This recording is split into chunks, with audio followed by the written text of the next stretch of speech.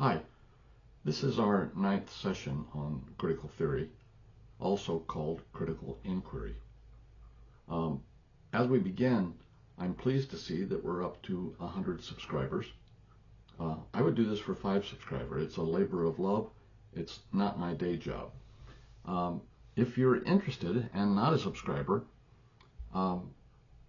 press subscribe so that you can continue to participate, at least listen to our discussion as we move forward.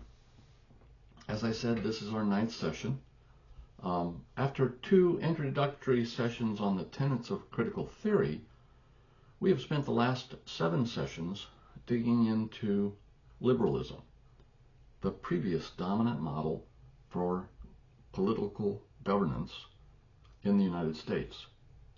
We have reviewed the tenets of liberalism and discussed how it is embodied in the Constitution of the United States of America.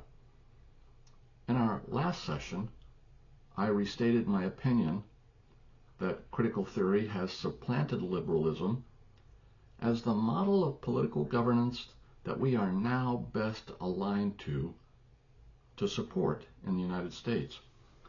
This is not a judgment. It is simply an assessment of who we are and our priorities.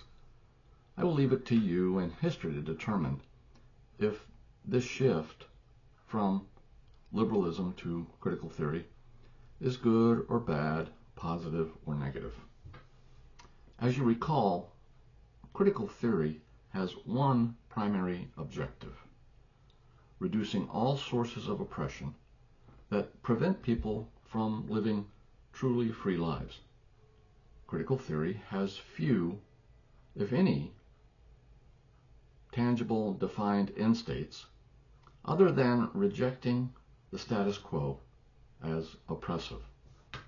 As we move forward, let's restate the 4 basic tenets of critical theory. First, critical theory, like Marxism, rejects deism and is atheistically founded. Critical theory, however, goes further than Marxism with its Eurocentric perspective and rejects all religions as oppressive and principal obstacles to human liberation. Second, critical theory declares that societies are inherently amoral and that there are hidden agendas in all value systems that are oppressive. Critical theory rejects virtues as oppressive instruments of the power elites and tends to accept an ends justifies the means value system. Third, critical theory sees the press and the media, any and all forms, even I believe social media, as controlling and oppressive and always to be distrusted. The Frankfurt Conference saw no further need for justification of this tenet. Critical theory sees the press and the media as owned, operated, and guided by the agendas of the power elites. And fourth, critical theory largely rejects attempts at rational, scientific explanations of natural systems as agenda-driven, intentionally incomplete, and oppressive. All arguments that depend on rationalism and or data analysis are rejected by critical theorists as oppressive, out of hand, with no further explanation. Starting this session, we will look more deeply at the tenets of critical theory.